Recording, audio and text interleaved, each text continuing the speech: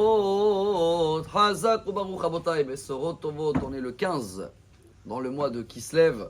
Grande Iloula aujourd'hui de Rabbi Yehuda Hanassi, le maître qui a écrit toute la Mishnah, qui est décédé un peu plus que 2000 ans, était dans l'époque des Romains.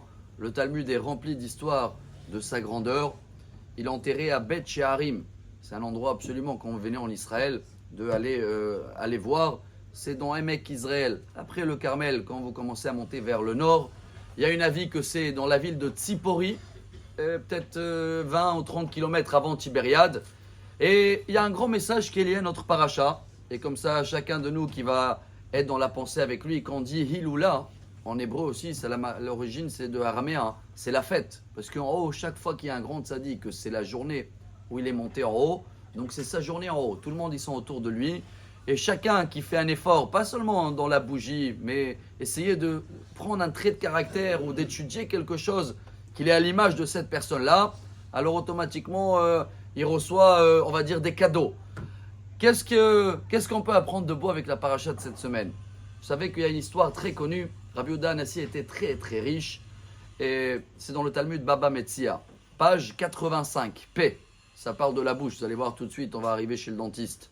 Rabbi Yehuda Hanassi, une fois, il y avait un veau qui voulait aller se sauver parce qu'il y avait le shochet qui est venu pour le dire, voilà, c'est le moment de la shrita.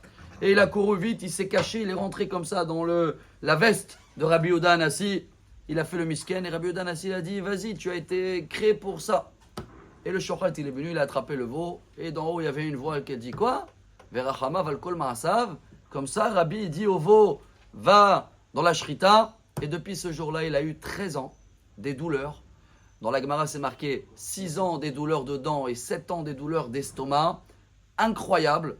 Et après 13 ans, ils sont partis d'un coup parce qu'il avait vu la servante qu'elle était en train de balayer. Il y avait je ne vais pas dire des rats parce que c'est mchaoef, des souris, qui étaient là. Hulda, mais c'est marqué un rat. Elle allait les balayer, les écraser. Rabbi Yehuda Hanassi a dit hop, hop, hop. Doucement, gentiment, pas d'une manière, on n'est pas ici à l'attaque d'attaquer les moustiques et s'amuser à tuer les fourmis. Et à ce moment-là, où il a fait la miséricorde sur les animaux, les mâles, ils sont partis tout de suite. Quel est le message pour nous avec notre paracha, chers amis? Vous savez que Yaakov, toute l'histoire qu'il a eue avec le nerf sciatique, c'est parce qu'il devait traverser le Yabok. J'ai vu hier un petit peu, il est où le Yabok? Il est en Jordanie aujourd'hui. J'ai même trouvé l'endroit où Yaakov il habitait pendant 1 an et demi, Soukot. Il est tout petit le fleuve de Yabok. Ça veut dire tu peux mettre un pied dedans et tu fais passer tout le monde.